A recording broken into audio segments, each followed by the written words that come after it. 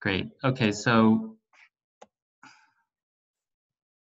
what we're going to cover today, we're gonna do a little check-in, and thank you all for coming to this. We're going to talk about updates on COVID-19, prevention of this, as well as testing and treatment options that are being researched right now and that are being used right now.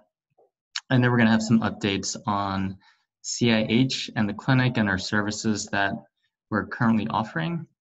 And we're going to intersperse this with some polling.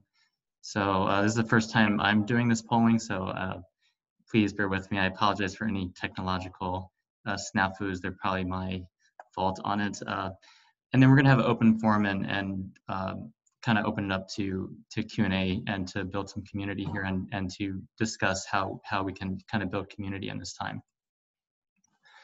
Okay, so the first polling question is, how are you feeling about COVID-19, about coronavirus?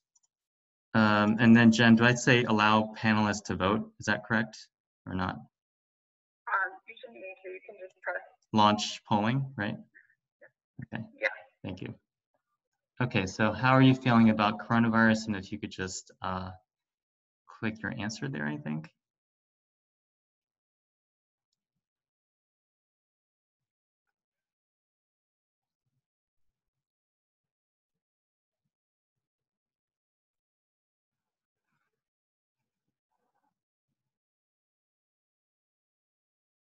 And as you're voting, if you have specific comments you want to, you could put in the chat bar, or you could talk about it on the phone here at the end of the talk. We'll have enough time for that, I think. So a lot of people are feeling anxious. 50% of people are feeling nervous or anxious. 10% of people optimistic. 23% neutral, and then 16% sad. Certainly all of those things, a lot of tragedy, a lot of anxiety, potentially some silver lining. So thank you for all that. Share results. Okay, so that's the results there.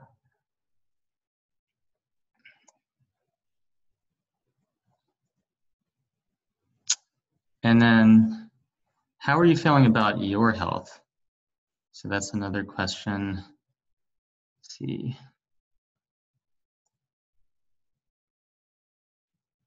Sorry, Jen, do I relaunch the poll? Is that what I do? Yep. Okay.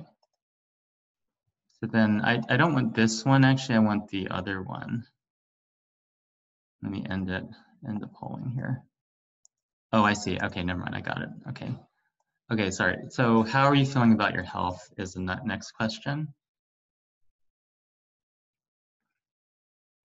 Ready or excited to make a change, overwhelmed, doing well, need some improvement, or neutral? Those are the questions, or people can't see that there.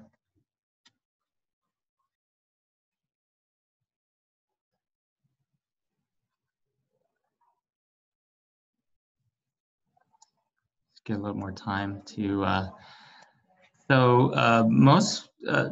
the plurality is saying they're doing well, which is great. Really happy to hear that. 45% of people so far. And let me see if I can.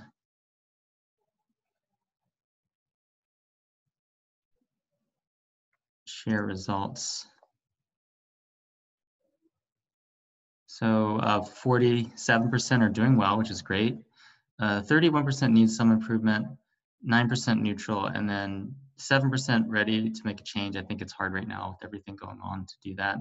So that could be why those numbers are lower. And then 7% feeling overwhelmed. So really hear you on that. Thank you for voting. So I think we want to talk first about updates on COVID-19 prevention. There was a question before this talk that I want to address, and it's on certain things that could help with prevention. Now, supplements are not approved by the FDA to diagnose or prevent or treat any disease, so that's the first disclaimer there.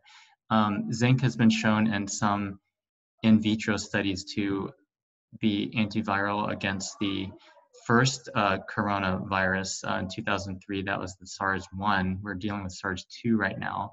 So in vitro studies, it was shown to prevent viral replication. I think it's hard to say if it's going to be helpful for humans and clinical trials. You know, that's not really out there, but zinc is something that can be used to boost the immune system. We recommend about 15 milligrams often of zinc per day. Another question was on vitamin C. And again, vitamin C hasn't been definitively shown to prevent common colds or coronaviruses. However, it is used to improve depletion of the white blood cells, vitamin C levels. Most of your vitamin C actually goes and is utilized by the white blood cells, and you need that vitamin C to get inside the white cells. So in the setting of a virus, typically, whether it's common cold or coronavirus, your body needs 10 times as much vitamin C, and most of that you need to go to the white blood cells. So I think that would be the reason to consider supplementation with vitamin C. Around 2 to 3 grams a day of vitamin C is generally recommended. If someone has kidney stones, they may want to be a lower dose, like 1,000 milligrams or less, but you would talk to your practitioner about that. And then in an acute setting, if someone had more symptoms, you know, we go up 5, 10 or more grams a day of vitamin C, depending on the person. And that's more to help with neutrophil killing of viruses and to help the function of the immune system overall, in addition to activating the NLR3 inflammasome, which means that it reduces inflammation, oxidative stress.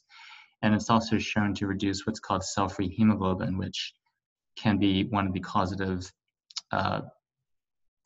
things that cause causative triggers for ARDS, which is acute respiratory distress syndrome, which is one of the leading causes of death in coronavirus is ARDS. So vitamin C can help prevent that cell-free hemoglobin from leaking out and causing leaky or endothelial injury in the lungs, and prevent the lungs from, in theory, preventing the lungs from filling up with fluid. So prevention, vitamin D is important. I think I posted that on Facebook. Vitamin D increases antimicrobial peptide, which helps your system fight off infections. And then the two biggest things that are more important than supplements are going to be getting enough sleep, getting at least 7 hours of sleep a night, which is going to help your immune system recharge, as well as stress management. I think both of those things are equally important to help the immune system. Let's see. So prevention, we talked about this a lot in our clinic: sleep, mindfulness, activity, real food, and ties, just keeping connected with people. Washing hands, social distancing, and wearing a mask around others. I think the CDC is recommending that now more. In terms of testing centers, so I think this is a big one here, Suburban Hospital. Actually, if you come to see us for a televisit and we feel that you might have COVID, you can actually go to drive-through now at Suburban Hospital. They have a parking garage. They've fitted out now into a drive-through. So we would need to give you a lab order to get tested for COVID there, to get a swab of your throat or nose, and then you could make an appointment with them. So that's make a tele-appointment with us if you feel like you might want to get tested. There's also some walk-in testing sites that are listed here in different parts of Montgomery County. And if you live elsewhere, there's other sites elsewhere, and we can provide those to you. And then for the other thing was on treatment. So treatment is not proven yet. They're doing some trials with hydroxychloroquine, which is also called Plaquenil, is a brand name, and that's being used for both prevention and treatment. They're doing trials for prevention at Henry Ford Hospital in Detroit for frontline healthcare workers, and they're going to do a 3,000-person study on frontline healthcare workers to see if weekly or daily hydroxychloroquine versus a placebo helps them. And then that could be potentially extended out to treatment after that. And then we also have some other trials being done on HCQ in other countries. And then azithromycin was also used in a small study in France, and that's why there's a lot of interest in that. For treatment, it's not recommended that we generally give people prophylactic medications at this point because it's not proven. And so both of those, that would be more reserved for people that are either symptomatic or that have a positive test. There's also some IV treatments that are being done in the hospital setting. And in terms of IV treatments, IV vitamin C has been used in both China as well as a hospital in Long Island. I have reached out to some of the hospitals in our area. I think people are not necessarily ready to implement that here. I think they want more evidence. Vitamin C can be helpful in an IV setting, but I don't think it's available immediately in the hospitals in this area, from what I can tell. And then updates on CIH, we're offering telehealth, as you probably all know by now. We're offering telehealth to our patients in all 3 states, DC, VA, and Maryland, and we're offering nutrition and medicine visits with all insurances now, and luckily insurances are covering this, and we're getting good responses. I think people like the convenience of it. I think it's a good way to do things right now, and I expect that to be the case in the future, assuming insurance still is good with that. But I do think that's going to change the way we deliver healthcare in the future. There will be an option, hopefully, for all of us to do that. So that's what we're doing right now. Everything else is pretty much closed for now. We're trying to do our part to curb the spread of the virus. And we can talk more about that and this question. So let me just try to poll it again. Poll, relaunch. So let's see. Not that question. Okay, so it's question 3. Launch polling. Okay. So how are you feeling about telehealth at CIH? Hopefully some of you have been able to take advantage of this already. And we are doing this now because insurance is allowing this during this emergency time. Love to hear some feedback about this, how we can improve things, how we can, how we do things better. We're all trying to figure it out with you. So really appreciate your patience with all this and this difficult time. We're all trying to figure this out. I would love to have in-person visits, more as well, really connecting with people. Unfortunately, that's a little harder to do right now. But people are voting here. I'll share the results with you in a minute.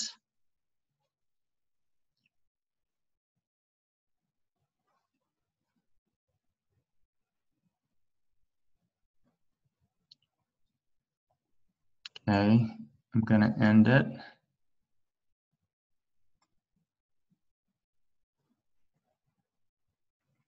So 50% of people feel like it's fine for now during these times, and then 41% enjoy it. So most people either they find it acceptable or they're enjoying it, which is nice. A few people say it needs improvement. Love to hear from you guys. And some people prefer in-person visits, which I also agree with too. Okay, we're gonna go to the next thing. When would you like to see our office reopen? So this is an important question for me and for us in general, as we're all practitioners here. I'd love to hear from you about this. We want to try to balance, again, this public health crisis with service to you all. So we are a patient-centered practice. We do want to hear from you, so please vote on this one. If you haven't voted before, please speak up on this. When would you like to see CIH physically reopen?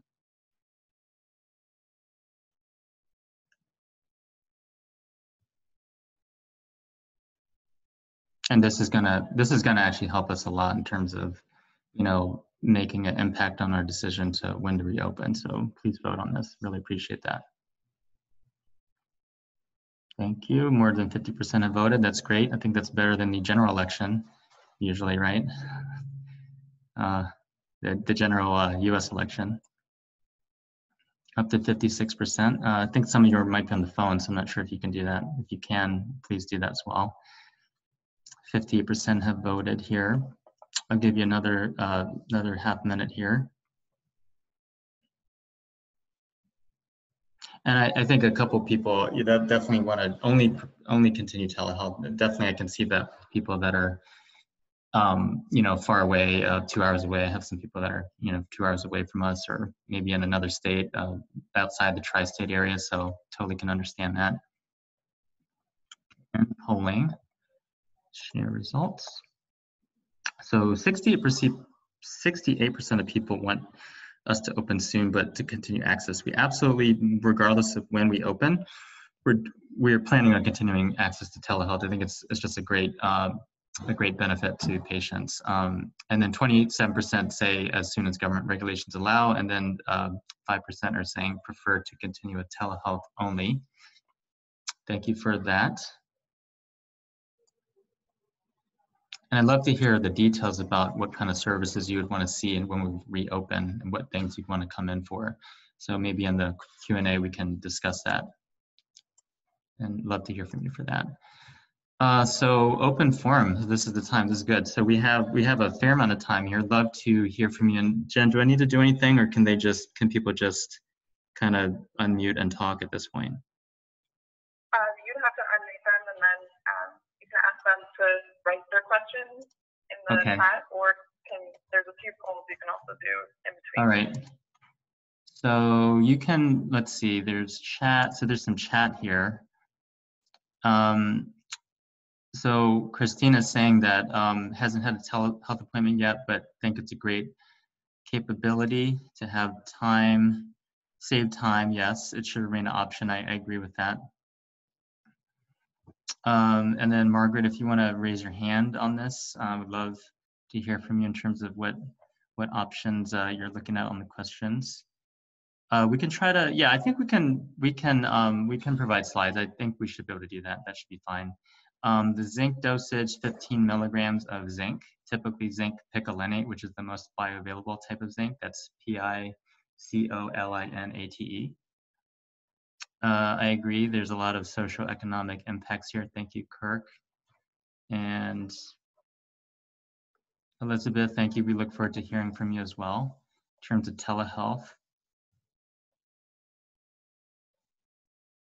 Daniel, I think you should probably, yeah, we'll have you make an appointment earlier, probably. Just have you do that.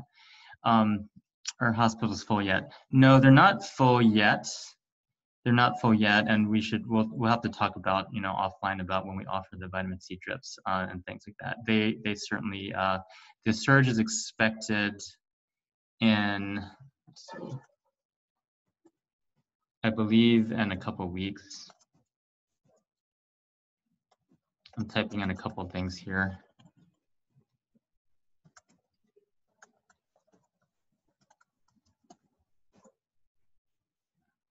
Ascorbic acid. You want to look for ascorbic acid. How much vitamin C in an orange? Okay, so I know someone raised their hand too, so I'll get to you as well, sorry. I believe it's somewhere between 50 to 100 or 150 milligrams. It's not like 1,000 or something in an orange. When I say surge, sorry, I mean a surge of COVID patients that need to go to the hospital. NAC, so for asthma or for lung health, we like NAC 600 to 900 milligrams. Email Araceli. Araceli is my clinical assistant. She can provide you with some more information about this, and I'll let her know that you possibly are emailing. So Araceli in Charm, she's one of our assistants, can get you some supplement recommendations, and she'll review that with me. So you can email her.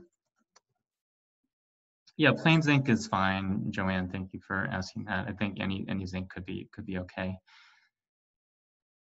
Susan was asking, do you think that people have no supposedly underlying conditions just don't know about the conditions? So 25 to 50% of people are asymptomatic that have COVID. So yeah, so I think that right now it makes sense to follow CDC, do the mask when you are going outside,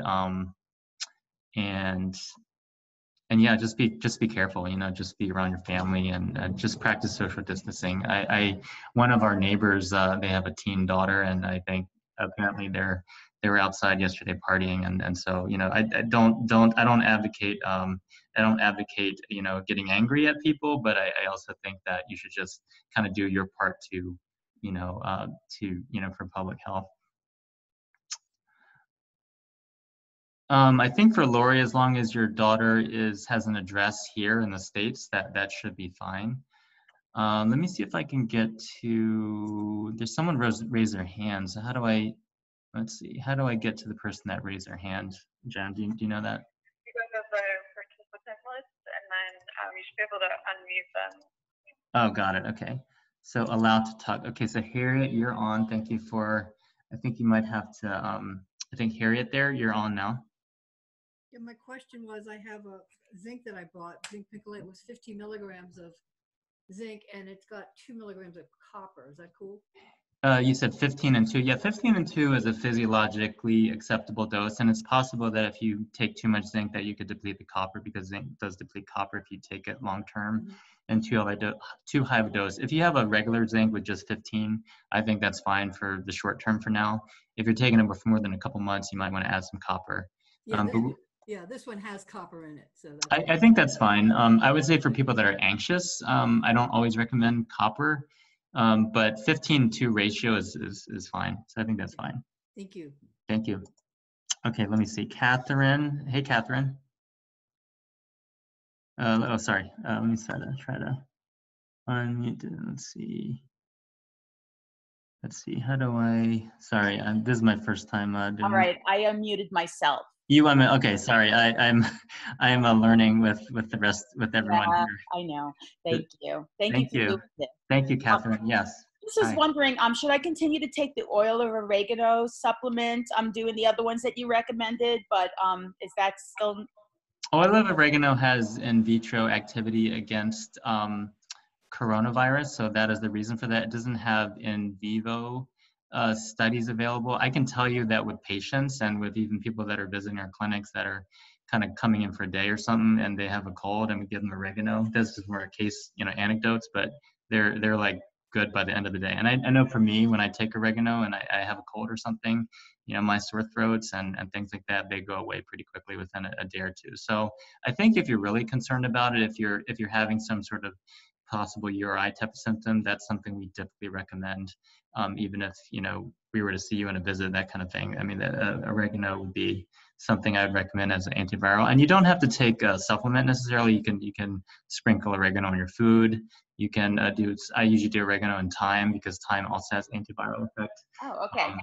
So I like that. I probably wouldn't take it if you're not symptomatic, but if you're symptomatic, then adding a little bit of oregano gel cap is not a bad idea 2 or 3 times a day. Okay, great. Thank you. Thank you. Harriet, let me see, unmute. Let's see, did that work? I think. Harriet, are you there? I think you answered my question already. No Oh, worries. sorry. Okay, sorry. Lori, hey, Lori. I think Lori is, did I unmute her? No, let me try. Let's see more. I'm trying to unmute her. You should be able to unmute yourself as well. Okay. I think you're on now. Hey, Lori.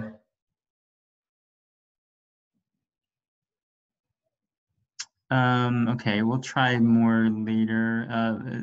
Lori, let me try, let's see, Kathleen. Hey, Kathleen. Hi, Dr. Wong. Can you hear me? Yes. Great.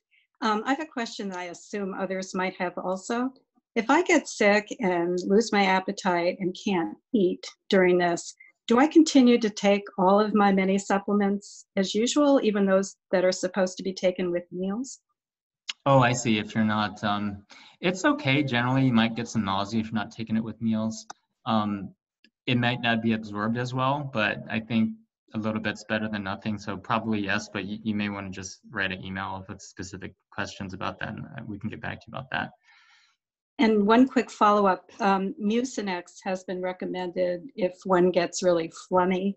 Do you recommend that, or is there I mean, NAC is what I would recommend in general to reduce biofilm and to reduce mucus, and usually going on a gluten and dairy-free diet because those would increase mucus. But I think from the perspective of Mucinex, I don't see any harm in taking that along with those other things.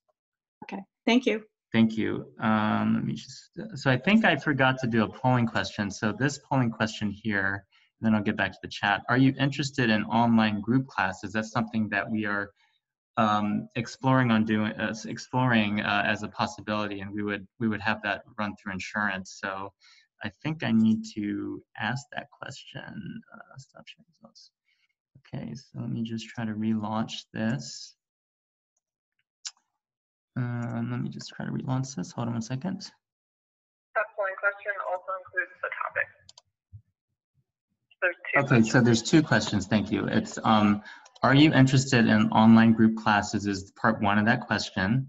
And then part 2 is what topics would you like to see an online group class on? Again, trying to be of more service here, you know, to you during this time when we're doing a lot of things virtually. We want to, you know, we know that health and healthcare doesn't stop, so we're trying to, you know, trying to be of as best service to people as possible. Thank you for voting. Thanks for your staying on the call. Really appreciate that.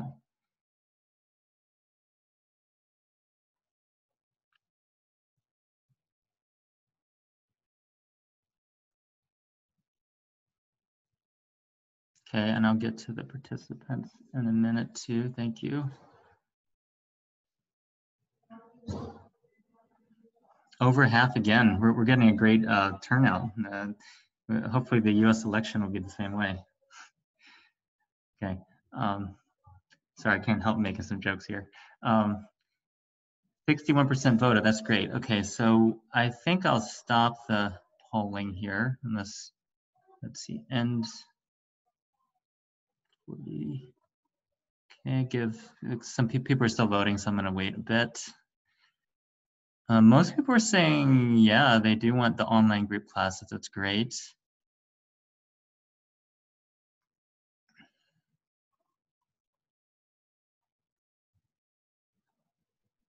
Great, okay, this is great.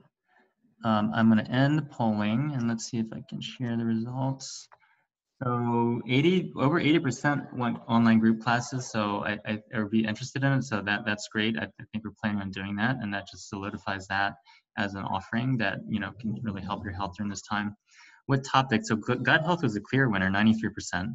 Who doesn't have a gut issue, right? That's always a big issue. And we know in functional medicine that gut is a gateway to health. So gut is huge.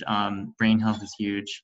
You know, that could be anxiety, it could be depression, it could be cognitive things like brain fog, you know, rebooting the brain. So we're really into that here. And thyroid, I think. So top 3 were gut, thyroid, and brain health. Thank you for voting. SIBO, I would kind of classify that also as gut health. So a fair number, third of people wanted a specific gut class on SIBO. And then looks like about 24% on cholesterol, blood sugar, blood pressure, 20% on Lyme disease, as well as, and then other. You could text the ideas that you have for the other, for the 4 people that voted other. Thank you so much for that. And let me just make sure, I think there might be another, well, yeah, this is good. I want to make sure before we run out of time or something. I think, let me just ask this now so I don't forget about it. So polling, let's see, and do this. So are you interested in, there are 2 questions about this. This is about voting community. One is, are you interested in weekly town halls on Zoom? So something similar to this, we can vary the topic, or, you know, we can do updates on COVID or updates on practice or whatever topics you want. You know, we can kind of have you co-drive this. Really, it's really for you and to be of service to you. And then number 2, are you interested in a private CIH patient Facebook group that, you know, I'll be on there. I could answer your questions. You know, it won't be like a complete visit, but I think at least, you know, this is more where you guys can connect with each other. So again, voting community is huge, and we know that's a big part of health. So thank you for voting about this.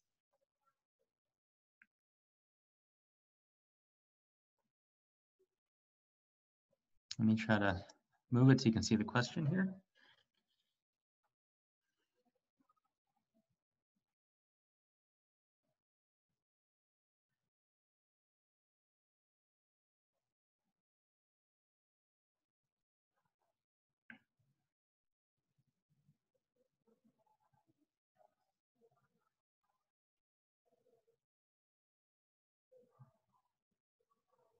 Thank you so much for voting. Give you a few more seconds here, get a few last votes in.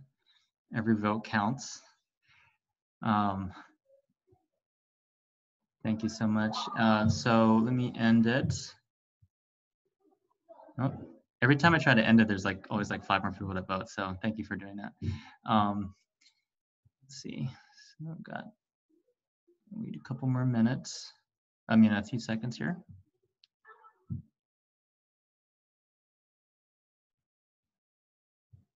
Okay, I think I'll share the results. So are you interested in weekly town halls on Zoom? So 3/4 said yes, and then about 22% said maybe. So that's pretty much most people. So I appreciate that. Certainly, if you're not interested, that's totally fine too.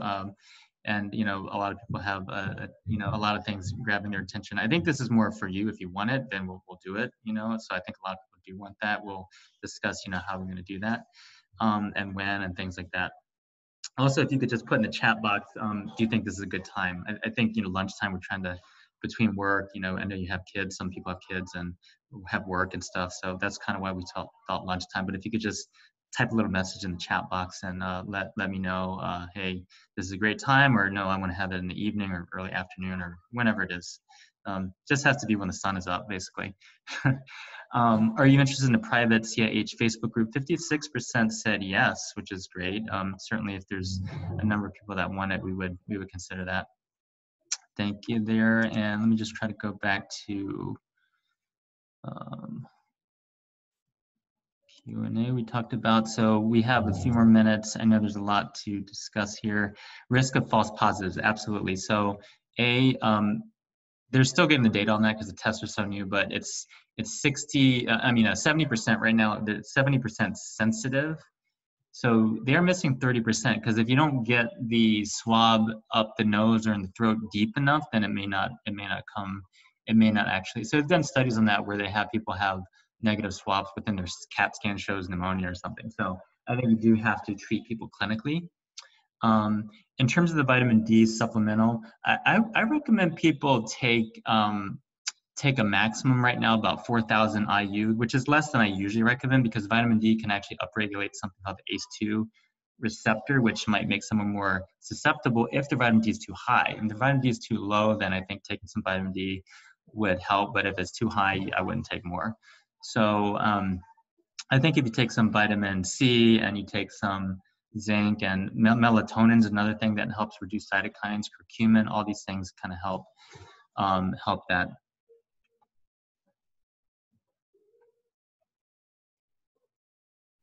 Let's see. How risky is it to go to the grocery store? I think there's studies that are now showing, thank you, Larry. I think there's studies showing that sometimes, you know, it can just be transmitted airborne without necessarily coughing. So I think that's still up in the air, you know. I think you should all wear masks, you know. We should all wear masks when we're going to the grocery store. If you're over 60, you could consider getting your groceries delivered. I have a number of neighbors that are over 60 and they're getting their groceries delivered, or they're having their, you know, family members or someone or friends kind of go to the grocery store. They have those delivery services now. They have Instacart maybe, you know, so all these things are possible. I know most grocery stores are having special hours for seniors. And then someone told me Giant's open like 24/7. My neighbor told me that, and he went at like 3 a.m. and no one was there. So that could be an option, I guess, if you want to do that.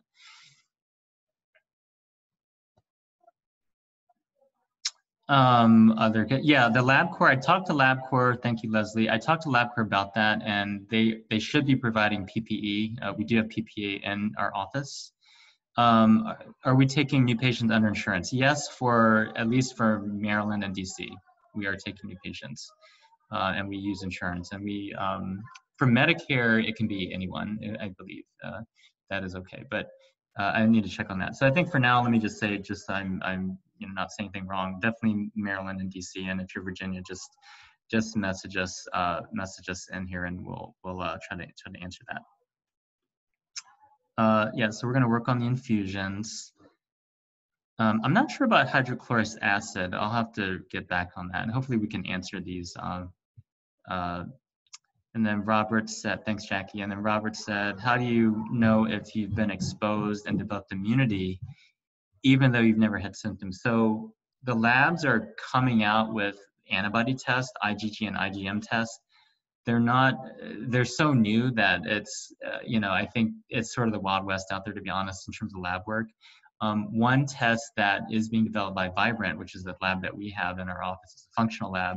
They're hopefully going to be, they're going to be approved in the next week or two by the FDA. They've submitted their application. I just talked to them yesterday, and they are going to offer an in-person finger prick test.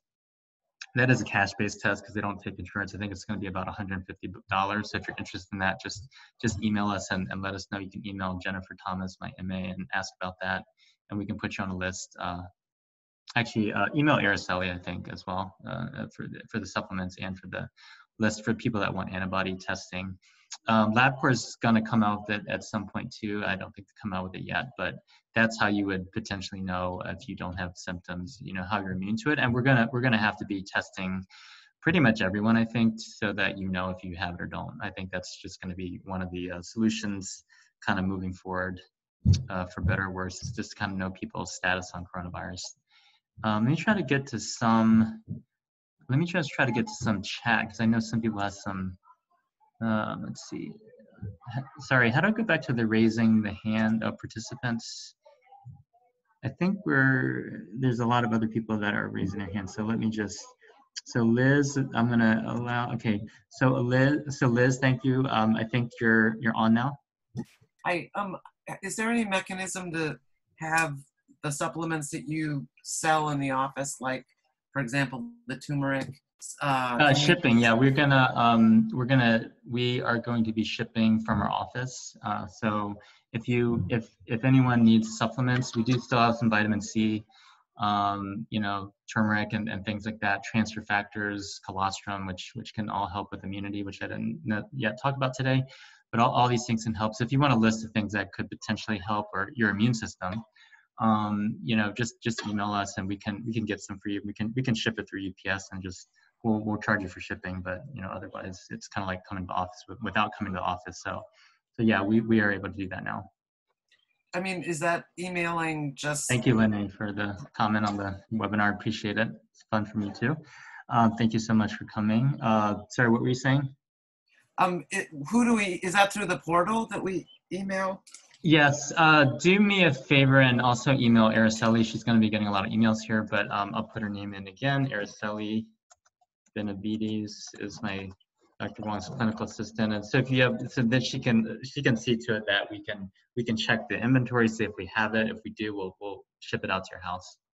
Thank you. Thank you. Okay, so let me see. Did I get? Okay, so there's a few other people. Jackie. Okay, Jackie. Hey, Jackie. Did I get to your question? Oh, hi. Can you hear me? Yes, there's an echo, but I can hear you. Yeah, yes. I'm sorry. I have an iPad going on at the same time. Let me see if I can turn it off. Okay. Oh, dear. I don't know. I'm sorry. I'm incompetent here. Okay, maybe that's off now. Can you hear me from my computer? Yes. Okay. Sorry, I just couldn't figure out which setup to use. But I filled out a survey last night on Facebook. That was a study they were doing. They asked certain random people to fill it out about whether or not you have symptoms or you're exhibiting any symptoms and other people in your household and stuff like that. And so far I think we're okay at our house, but I know that, you know, people are more at risk if they have something like Lyme disease or other immune issues. So I'm just wondering, at what point do you get nervous about your symptoms? Like, that's a good allergy season and you're sneezing. Okay. But if you start to have something else that is strange, what do you? Thank you. I'm gonna mute you, but I'm gonna answer your question and answer that with Sylvina's question. Thank you for your question, Jackie. First of all, people that are considered technically immunocompromised are not people with chronic Lyme or with autoimmune disease necessarily. I think if someone's on steroids, if someone's on intravenous biologics, that would be a reason to say that they're immunocompromised if they're on steroids or immunologics. But someone with Hashimoto's, for instance, wouldn't be considered technically immunocompromised. Someone with chronic Lyme wouldn't necessarily be. You know, if someone was on antibiotics a lot for chronic Lyme that was messing with their gut microbiome, that could potentially make someone immunocompromised. But conventionally, what people are talking about is people with chronic lung disease. That would be COPD, emphysema. That would be asthma. That would be people with heart disease, heart failure, things like that. Someone that's had a heart attack before, that would be more of an immunocompromised state. People with diabetes, that would be an immunocompromised state. So I don't think just everyone with autoimmune disease has, just by definition, immunocompromised. Let's see, how risky is it to work in a grocery store? I think it's risky. I mean, I certainly would. Obviously, that is a central job right now. But I think I heard some grocery stores are actually putting these plastic bins up and like almost like a bank teller, and then they're just like putting the receipt through the slot. I would, yeah, I would say right now, if you're walking the neighborhood, it depends on the person. Most people I know, at least over the age of 60, are definitely, let's say about half and half in my neighborhood are wearing masks. I think it's not considered a public space the way it's like crowded and you're like in a grocery store. I think you're in a grocery store, you should wear masks. I'm not sure about neighborhoods though, and I don't think there's any obvious thing. It depends on your health kind of concerns, for that. But let me ask this is a really important question. So it is allergy season right now, and everyone's sneezing, everyone's having runny nose. If you don't have fever, if you don't have shortness of breath, it's unlikely to have coronavirus. I mean, the big things that are differentiating coronavirus from flu, allergies, strep, et cetera, are going to be shortness of breath, chest pain, where you can't take a breath. I've heard that from people that are COVID positive.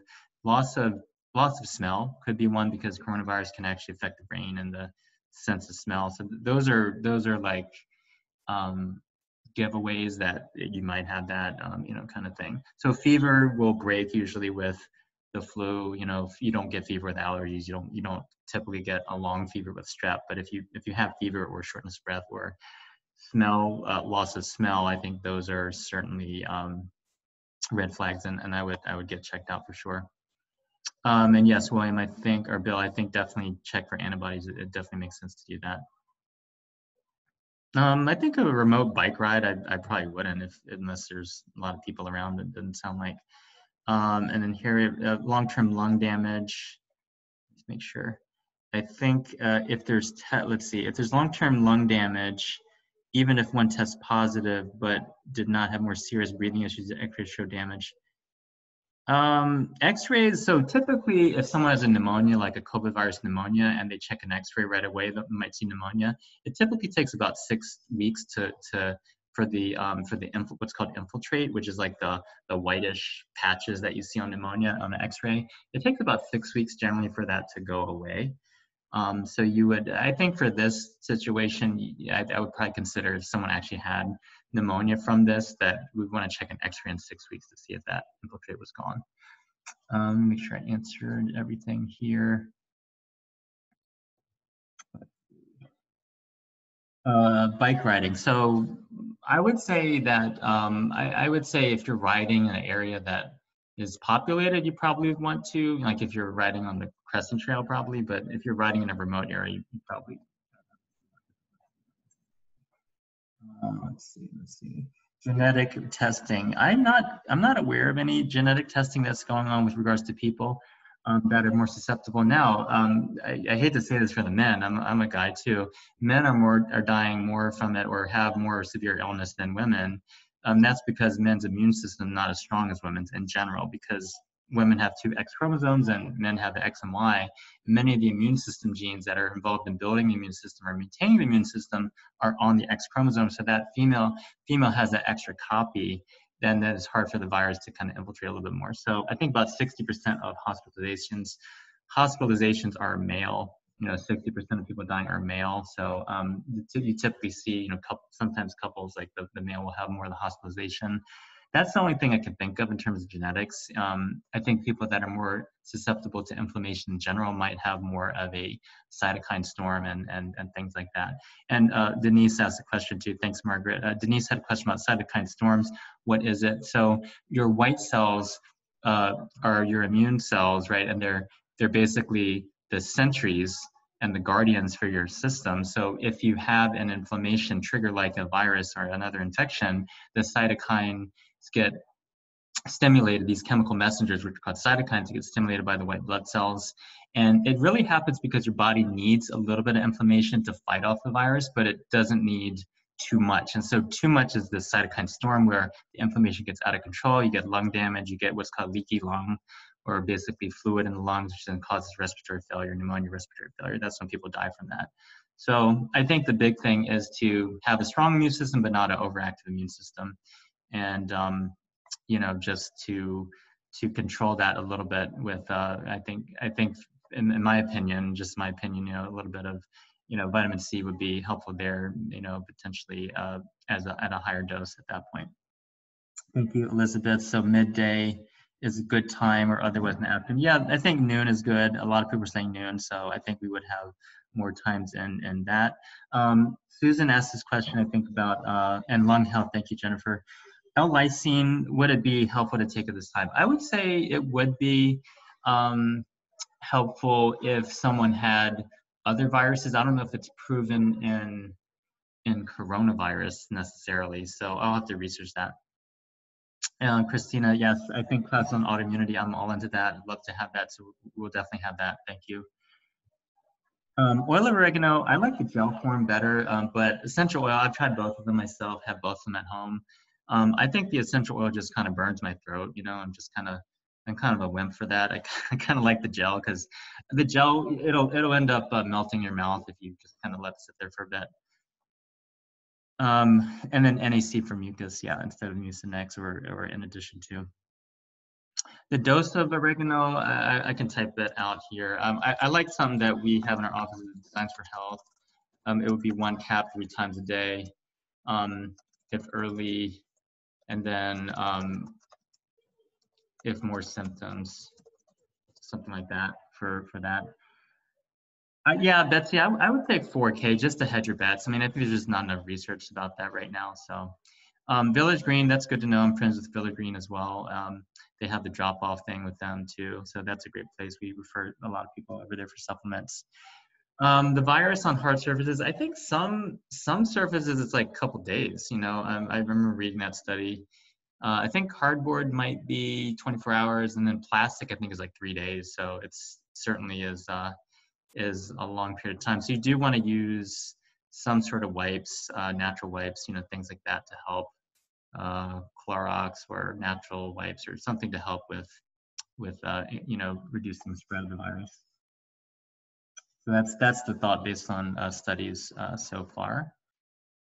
And yeah, I really appreciate you all coming on, and let me make sure I think we have some other people. So let me make sure anyone else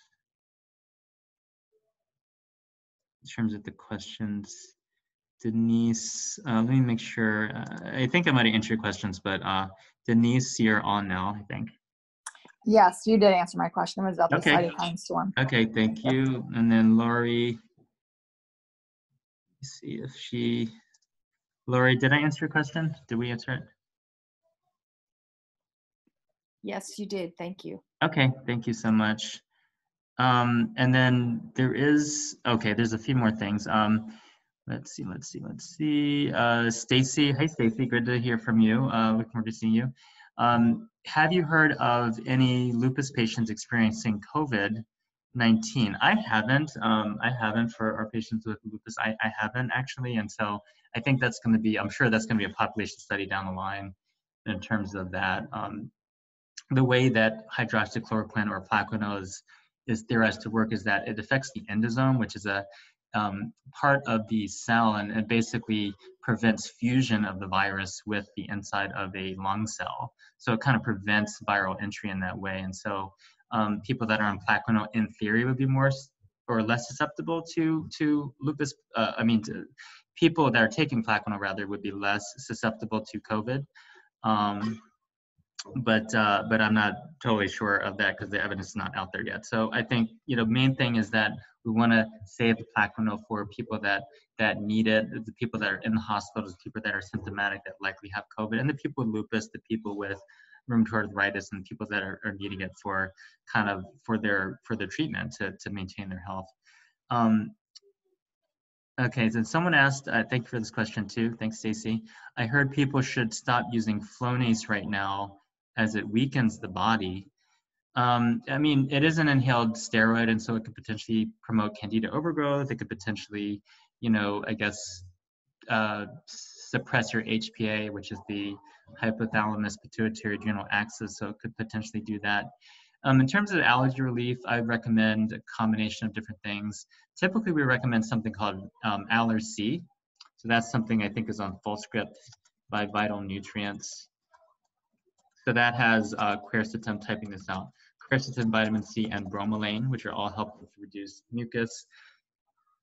neti pot or nasal sprays, or what's that other one, Neomed, which is the plastic water bottle. All those could be helpful in theory, although I think some people have told me maybe there's some issue with getting things deeper in the nose if you have COVID. So I think trying to do some more allergy relief. And then stinging nettle tea is good. Stinging nettle tea is a good thing you can get from the store, and things like that. So I would say those are the big things.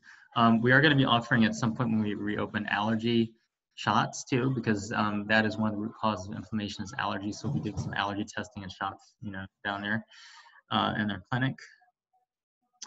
Yeah, I think you could up it to 3,000. I think that would be fine to up the dose to 3,000. Let me just see here.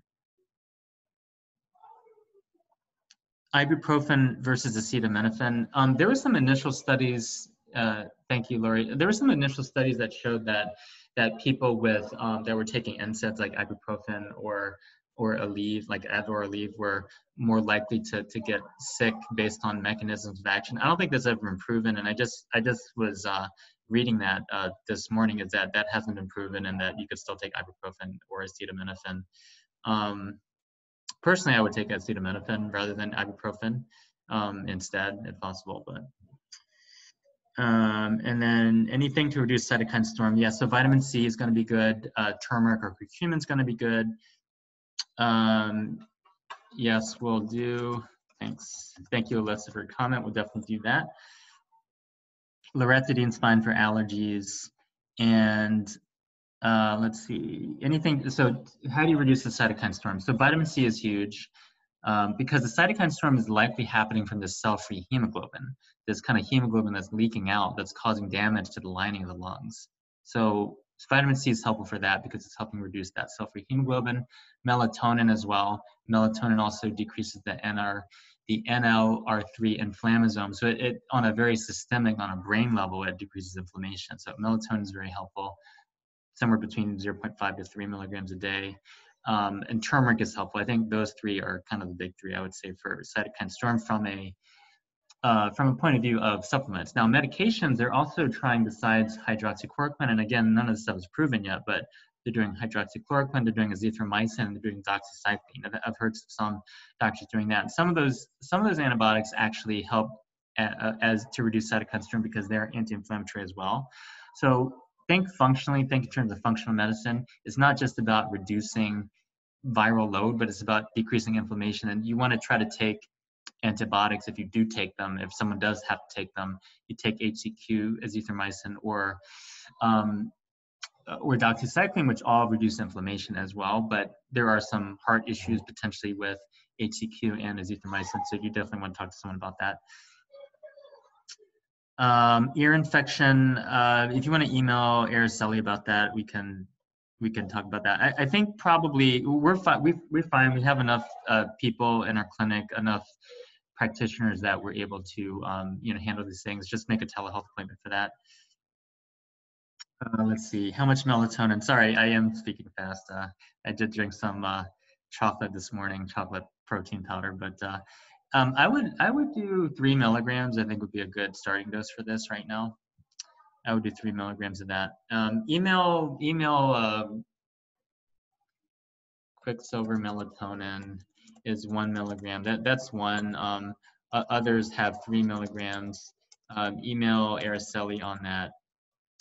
Yes, loratadine, okay for allergies. How do we clean groceries? So I think there's some misconceptions. I think they've actually done some recommendations on this, and the first thought was to wash it with soap and water, but now I think they're just saying wash with water, basically. So I kind of gonna go along with that. If lettuces and other uncooked types of veggies, yeah, I think we'll list the supplements on our website. We can talk about that. We'll probably just put it on one site. We have a COVID page now, so I believe it's CI Health like this. So if you go to that page, we'll put it on there. Loratadine, yes, okay. And then, but go to our website. We have a sub-page there. You're welcome, Susan. cihealth.org/COVID-19, COVID-19. We'll try to list the supplements there. And I think in terms of someone had a question. Lori had a question about lettuces. So if lettuce and other uncooked types of veggies are in plastic bags, is removing or cleaning the outside of the bag acceptable? Oh, I see, because they're, I would just wash them in water, and I would probably cook them if you're not sure, really. What I personally do is I like roasting things. My wife thinks I roast too much, but I probably do. I've been cooking the same thing for the last 5 years, but roasting vegetables in olive oil is what I do. I put some garlic in there, maybe some ginger in there. I'll put some oregano and thyme. So anything that's living on that thing in terms of the virus is going to get killed. And then you're also, but the benefit of roasting it is you're actually adding those anti-inflammatory herbs and spices in there to reduce that inflammasome, to reduce the inflammation. So I'm kind of taking my medicine through food.